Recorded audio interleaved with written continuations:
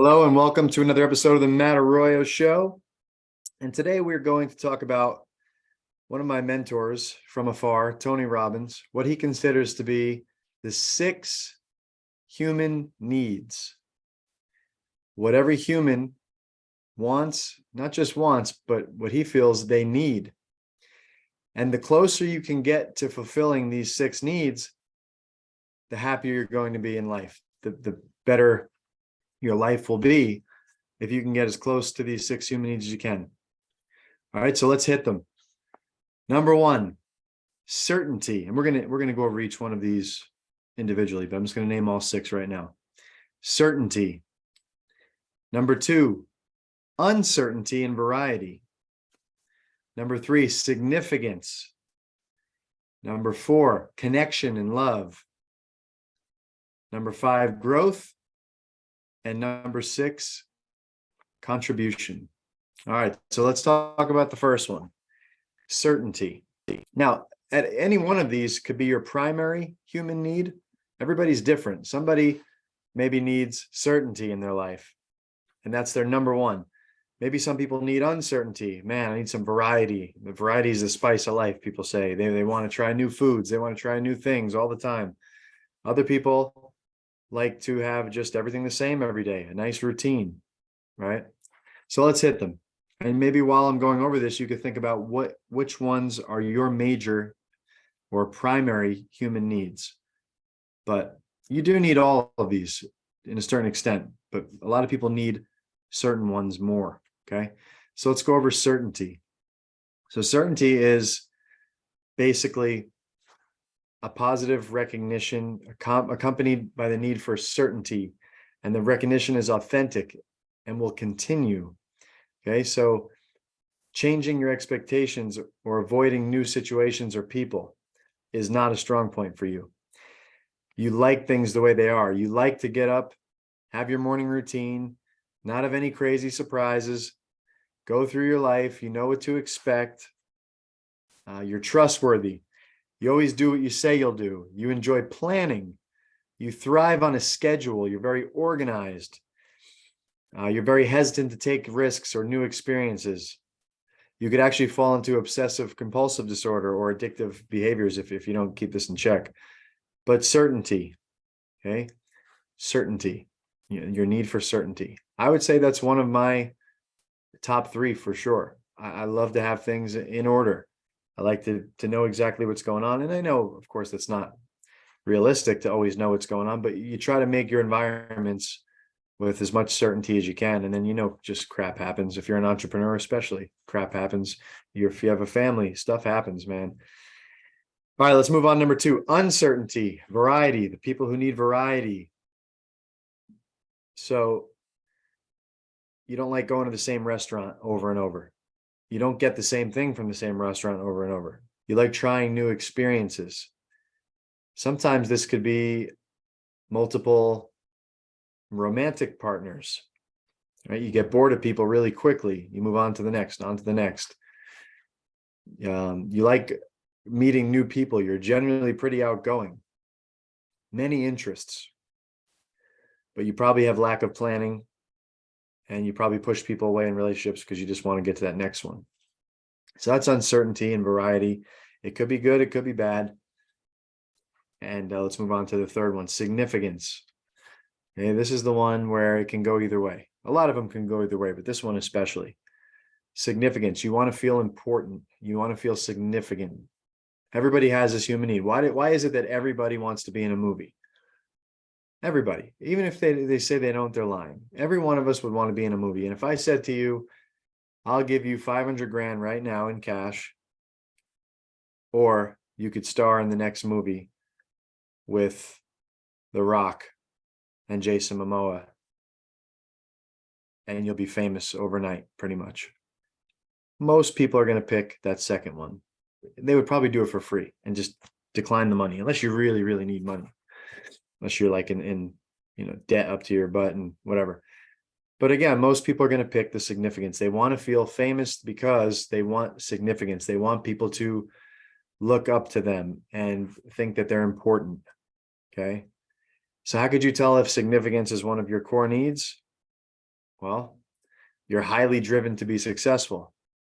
You love reaching goals. You're committed to a cause or several causes. Others tell you all the time that you stand out. You love when people give you compliments. You can be very competitive, a perfectionist, or dramatic.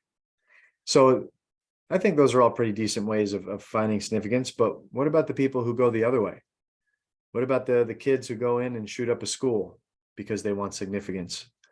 A lot of these kids have mental health problems, but some of them just they want to be famous. They know that when something like that happens, these people are getting crazy recognition. They're on the news. Obviously, this is for terrible reasons, but some people mourn and they want that. They yearn for it so much that they'll actually do something like that to get it. So you got to channel it in a competitive nature with healthy activities, a new sport, a new skill, volunteering, things like that. Just mastering your profession, just being of the top 5%, 3%, 10% of what you do in your life, in your job, mastering something, getting really good at it. And I'm going to bring jujitsu up in a little while about all of these, because jujitsu kind of covers all of these if you train jujitsu, and you'll see why in a second. All right, let's move on to connection and love. Obviously, we all need connection and love. We all need to be loved. We all need to love. We need camaraderie. We need that human. We're designed for human relationships. So loyalty and generosity with those you love are your top values if connection and love are your primary need. You give freely to others that you find trustworthy. They all find you trustworthy. You have strong social ties, but you can sometimes lose your sense of self and find it hard to say no. Maybe you become a people pleaser. Okay, so there's always ups and downs to each of these. Connection and love. Okay, the last two are growth and contribution. Okay, growth and contribution. Growth, we need to grow within something. Okay. I chose, when I was 20 years old, 20 years ago, at the time of this recording, I chose jujitsu. I wanted to grow in jujitsu. I wanted to go from white belt to black belt. I wanted to get really good at jujitsu. I wanted to be in the top 5, 10, even 3% of the world in jujitsu. That was my goal. I wanted to start a martial arts school. I wanted it to be one of the top martial arts schools in the world. This is what my goals were: growth. And when you're focused on growth, oh my gosh, you never feel happier, because you're growing in something. You are getting better. You see the results. You should be wanting to grow in every area of your life. You develop that growth mindset. I forget the name of the book, but this girl, Carol something or another, talks about the growth mindset versus the fixed mindset. Fixed mindset is you don't really care if you're getting better or not at anything, and you kind of just drift through life and you're okay with that. The growth mindset is you're trying to get better in every area. You're trying to get your income better, your skill set better in your job, your relationships. You're trying to grow them. You're trying to grow your spiritual, everything. So how could you tell if you're a growth, if growth is one of your primary needs? You're always pushing the boundaries. You're very independent. You're not attached to material things. You find it hard to connect with others, and you move on too quickly from relationships. Okay. Growth. Contribution, finally. All right. So they say the secret to living is giving. And if you are not a giver, I believe you are missing out on one of the biggest things that could actually make you happy. And it sounds selfish to give to get to be happy, but it's really not. I mean, it's what we're designed to do, I believe. I believe we're designed to give. We're designed to be givers. Although our nature proves otherwise, right? Look at a child. They don't want to share. They don't want to give. Mine. Like the third word you learn is it's like mom, dad, yes, no, and then me, mine, I, me, mine. It's mine. You make money from your job or your business. You don't want to give it away. It's not natural to give 10%, 20%, 30% of your income away to different causes. It's not natural, but I believe it's what we are designed to do. As weird as that sounds, I believe once you try it and do it, find causes that you really believe in, people who really truly need help, and you actually give your time to them, you give your money to them, you give your resources to them, and actually help, you've never felt better in your life. I honestly believe, for me at least, the last two, growth and contribution, if you want to be a happy person, if you want to be a fulfilled person, I mean, that's where it's at. Try to find something to grow in and find someone or something to contribute to. So how could you tell if contribution is one of your core needs? You're probably very empathetic and a compassionate person. You enjoy sharing. Again, like we said, kids don't enjoy sharing. But if you see a child who is a very good sharer, contribution will likely be their core need as a grown-up. You like giving back. You want to leave a legacy. You may burn out easily or be taken advantage of by others, right? You give out these loans that people don't pay back, and sometimes you just give of your time and money and no expectation back, and that's fine too. All right, but the 6 human needs, right? So let's review. The 6 human needs: certainty, uncertainty, significance, connection, love, growth, contribution. So I always talk about, when I talk about these 6 human needs, as told by Tony Robbins, I try to find something or things that will hit all 6 of these that we could be doing, that we could be going towards. And I truly believe Brazilian Jiu-Jitsu, and it could be any martial art that you like, but for me, Brazilian Jiu-Jitsu covers every single one of these. Certainty. Okay, so what's some certainty in Jiu-Jitsu? When you show up, excuse me, even if you go to a decent school, there is some certainty. You're going to show up. Hopefully your teacher's going to be, your professor is going to be on time. You're going to do some warm-ups. You're going to learn some techniques. You know, the format of the class is pretty damn, certain. You're going to learn the techniques. You're going to rep it. And at the very end, you're going to roll 5, 6, 7 rounds. That's certainty. And I like that. I like knowing, okay, this is what's going to happen. Uncertainty. Okay, try rolling with someone for 6, 7, 8 minutes. There's uncertainty at every single path, every single corner you turn. You don't know what the other opponent's going to do. They could try passing to the left, passing to the right. They should be trying to put you in guillotines and arm bars one day, and the next day you go, or the next person you roll with, they're trying to ankle lock you and heel hook you. You always have to be on guard. You always have to be ready for change and new stimulus and the unknown. So for someone whose core human need is uncertainty and variety, oh my gosh, jiu-jitsu rolling. Significance. Well, you probably don't feel too significant when you're a white belt, but once you get your blue belt, you kind of feel it a little bit. Like you could actually help other people now. You can help the white belts. You feel significant. People might come after you for knowledge. They may even call you coach. You might even become a coach.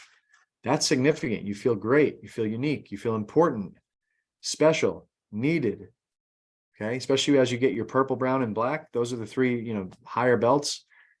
Absolutely, you feel significant. Connection and love. Some of my best friends that I met in jiu-jitsu. Some of my strongest bonds I've created through jiu-jitsu, right? As a coach, as a teammate, helping people get ready for things. Connection and love. Oh my goodness. It's like joining a gang. Like a lot of times people are seeking connection and love, and they don't get it from their parents. They don't get it from their school. So they go out and they join a gang, and they get that connection and love, even though they're out robbing people and killing people and doing crazy stuff. That's how strong that need is. Growth. White, blue, purple, brown, black, 4 stripes on each belt. You're growing every day, 1% better every day. There's an atmosphere, an environment of growth. You have a growth mindset. No one ever goes to jiu-jitsu class and says, all right, I just want to stay right here. I don't want to get any better. I want to stay right here as a white belt, and I want to get my butt kicked every day. I mean, unless you hate yourself, which is possible, but growth happens. You have to grow. I see a lot of people come in here who are smokers, who eat terrible. They're a little bit overweight. They come in, they start doing jiu-jitsu, they get their butt kicked.